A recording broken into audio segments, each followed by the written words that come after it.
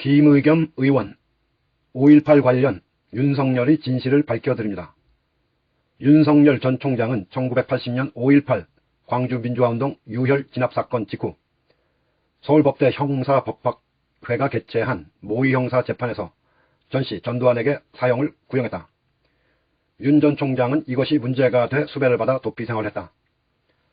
서울대 79학번 동기들이 최근 출간한 구수한 윤석열에 실린 이야기입니다. 책 집필에 참여한 한 동기는 어목하기로 치면 박정희 독재 시대보다 더하면 더했지 덜하지 않았을 때였는데 겁이 없었다고 회고하기도 합니다. 이 미담은 언론을 통해 널리 퍼져나갔습니다. 협객 윤석열의 이미지가 굳어져 갔습니다. 그런데 사실일까요? 아니었습니다. 1980년 5월 12일치 서울대 대학신문 아래 사진 참조. 당시 모의 형사재판에 참석했던 학생의 증언, 최근 경향신문 인터뷰 등을 토대로 저와 제 방 식구들이 진실을 추적해 보았습니다. 1. 5.18 직후가 아니라 5.18 이전이었습니다. 같은 5월이지만 맥락이 완전히 달랐습니다.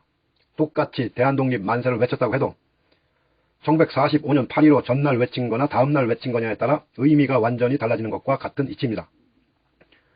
1980년 5월 12일 발행된 대학신문을 보면 당시 서울대학교에서는 5월 8일 경영대, 법대, 음대 학생들이 철야 토론을 벌였습니다. 윤석열이 얘기하는 모의 재판은 이날 행사의 일환이었습니다. 법대뿐만 아니라 경영대와 음대도 각각 농성 프로그램을 마련해 선보였습니다. 5월 8일이면 서울이 봄 시절이었고 서울대는 해방구였습니다. 입 달린 사람이라면 무슨 말을 해도 괜찮던 시절입니다. 10만 인파가 서울대에서 서울역까지 행진을 할 때였습니다. 그 시절 농성하면서 모의 재판하고 전두환에게 무기징역 사형도 아니었습니다. 선고한다는 게 뭐 그리 대단한 일이라고 동네방네 떠들고 다니는지 알 수 없습니다. 2. 수배를 받고 도피 생활한 게 아니었습니다. 윤석열 스스로 말합니다. 5월 17일에 보안사령부에 근무하는 먼 친척이 집에 전화를 걸어 성렬이를 빨리 피신시키라고 했대요. 그래서 외가의 친척 집으로 석 달간 피신했다가 학교에 돌아가도 된다는 소식을 받고 복귀했죠. 경향신문 인터뷰. 수배가 아니었습니다. 별로 한 것도 없으면서 지레 겁먹고 튄 것입니다. 그것도 보안사에 근무하는 친척이 알려줘서요. 이거야말로 부모 찬스 아닙니까? 특히 당시 보안사라는 데는 전두환이 보안사령관으로 최고 권력의 정점이었습니다. 5월 17일 24시를 기해 전국에 계엄령이 내려질 거라는 건 1급 비밀이었습니다. 그걸 알 정도면 그 친척은 전두환이 측근일 가능성이 높습니다. 윤석열은 귀뜸받고 외할머니가 사는 강릉으로 내려갑니다. 강릉은 윤석열 외할머니의 남동생 이봉모가 1981년부터 국회의원을 2번이나 지낸 곳입니다. 광주에서 사륙이 벌어질 때 윤석열은 권력의 보호막 아래 안전하고도 따뜻하게 지낼 수 있었던 것입니다. 3. 윤석열 만들어진 신화를 이용하다.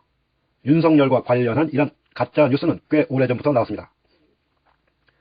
저희들이 찾은 기록에 따르면 2013년 10월 25일치 주간조선까지 거슬러 올라갑니다. 그러나 윤석열은 그동안 이런 사실을 바로잡지 않았습니다.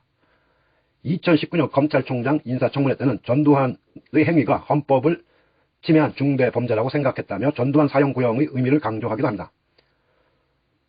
윤석열이 오늘 광주를 찾아 5.18 민주묘지에 참배하고 희생자 유족들과 만난다고 합니다.